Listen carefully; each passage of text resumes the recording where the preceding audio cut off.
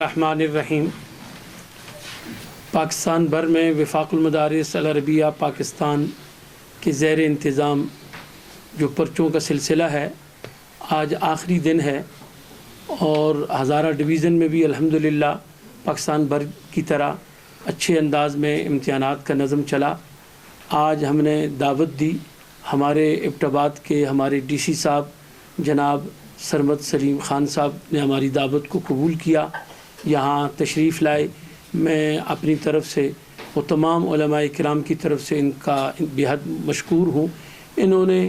جو یہاں پر منظر دیکھا، انشاءاللہ اس منظر کو یہ اپنی آنکھوں دیکھا حال یہ خود آپ کے سامنے پیش فرمائیں گے۔ مختصراً بات یہ ہے کہ الحمدللہ پاکستان بھر میں اس دفعہ کل ہمارے جن بچوں نے حفظ قرآن کی دولت سے منور ہوئے ہیں ان کی تعداد 1,16,000 ہے، اور ہمارے پاکستان میں اس سال مختلف درجات کے امتحان دینے والوں کی تعداد 1,60,000 سے اوپر ہے،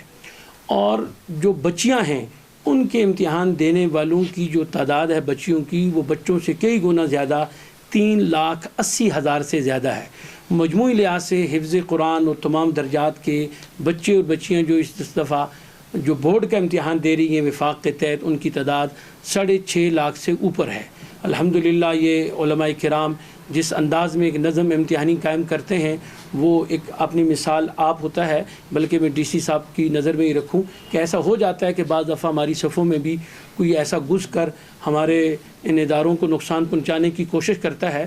2 دن پہلے بھی ایسا ایک واقعہ ہمارے پاکستان میں رونما ہوا کہ ہمارا ایک پرچہ آؤٹ ہوا۔ رات کو ہمیں خبر ہوئی کہ یہ پرچہ فلانا آؤٹ ہو چکا ہے۔ صبح 9 بجے تمام سینٹروں میں پورے پاکستان گلگت سمیت نیا پرچہ پہنچ چکا تھا، اور نئے پرچے کے تحت ان تمام بچوں نے امتحان دیا، یعنی امتحان نہ کینسل ہوا نہ مؤخر ہوا۔ اور اتنا بڑا ایک نظم اور اتنی شفافیت کے ساتھ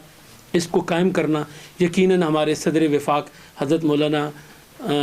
مفتی تقی عثمانی صاحب دامت برکاتہم، قائد مدارس دینیہ حضرت مولانا قاری حنیف جلندری صاحب دامت برکاتہم، و قائد وفاق المدارس خیبر پختونخوا حضرت مولانا حسین احمد صاحب، وہ تمام مجلس عاملہ اور ہمارے تمام بزرگ وہ انتہائی مبارکباد کے مستحق ہیں۔ اللہ تعالیٰ ان تمام بزرگوں کا سایہ ہمارے سروں پر قائم و دائم فرمائے، اور اس طرح کے نیک سیرت اور علماء اور دینی مدارس سے محبت کرنے والے ہمارے افیسران جو یہاں پر وزٹ کرتے ہیں، اللہ تعالیٰ ان کی جان میں، علم میں، ہر چیز میں خوب برکتیں پیدا فرمائے۔ میں آپ گزارش کرتا ہوں کہ وہ اپنے تاثرات آپ کے سامنے انشاءاللہ پیش فرمائیں۔ تمام علماء کرام کا، جتنے بھی محترم صاحبان ہیں اور باقی تمام حضرات،